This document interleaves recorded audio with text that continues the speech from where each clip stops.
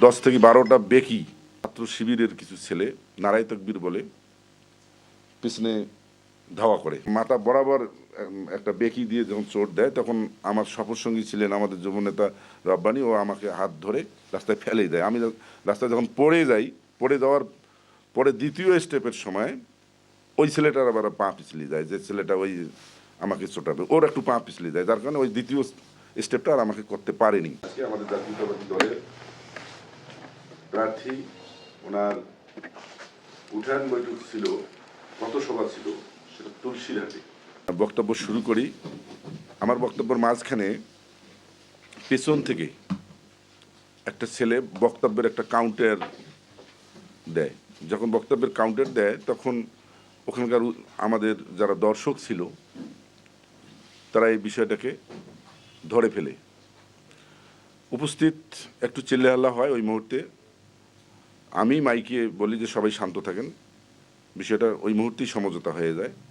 ছেলেটা ওখান থেকে স্থান ত্যাগ করে সভা যথা নিয়মে আমি আমার বক্তৃতা শেষে, প্রার্থীর বক্তৃতা শেষে আমরা যখন বাইর হব সভাস্থল থেকে, আমরা বাইর হওয়ার সময় আমরা প্রার্থীকে নিয়ে সামনে মিছিল দিয়ে একটা মিছিল সহকারে আমরা স্থান ত্যাগ যখন করি, আমরা রাস্তায় যখন উঠি, রাস্তায় যাওয়ার পথে প্রার্থী সামনের সারিতে, পিছনের সারিতে আমি ছিলাম ওই মুহূর্তে।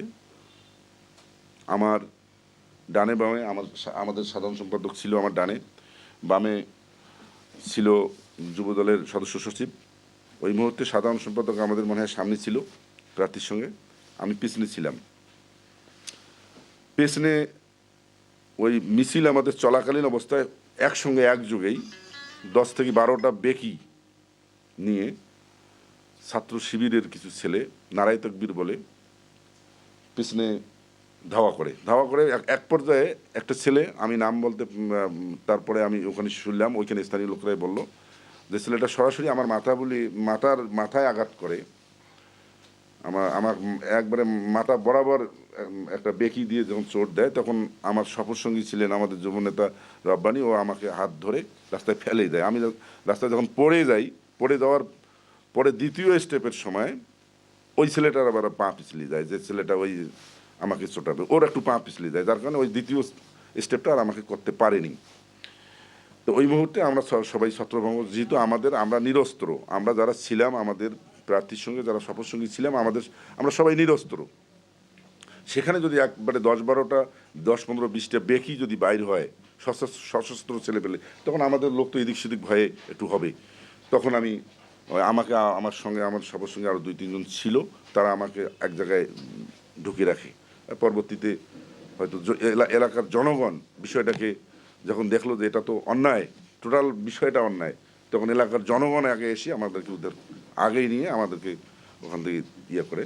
তা আমরা আসি, তা যেটা আমরা পরে জানতে পারলাম যে প্রধান নেতৃত্বে ছিল ওখানে জামাত শিবিরেরই ছেলেপেলেরা, তার মধ্যে 2টা ছেলের নাম জানতে পারছি, বাকি আমরা জানি না। তবে টোটাল জামাত শিবিরের সংগঠনের ছেলেপেলেরা ছিল আর কি। ন্যাক্কারজনক আজকে এই সংবাদ সম্মেলনের মধ্য দিয়ে ধিক্কার জানাচ্ছি আমি মিডিয়ার ভাইদের মাধ্যমে, নির্বাচনের দায়িত্বে যারা আছেন, যে সমস্ত প্রশাসনের ভাইরা, তাদের দৃষ্টি আকর্ষণ করবো তা যে একটা সামনে নির্বাচন, সেই নির্বাচনের লেভেল প্লেন ফিল্ড এটা তৈরি করতে গেলে সর্বোপরি এই গুপ্ত বাহিনী যেটা আজকে যে ব্যবহার করলো জামাত শিবির, এদের এই বিষয়গুলোর আজকে হামলাটা, এটা একটা সুষ্ঠু তদন্ত আমি দাবি করছি।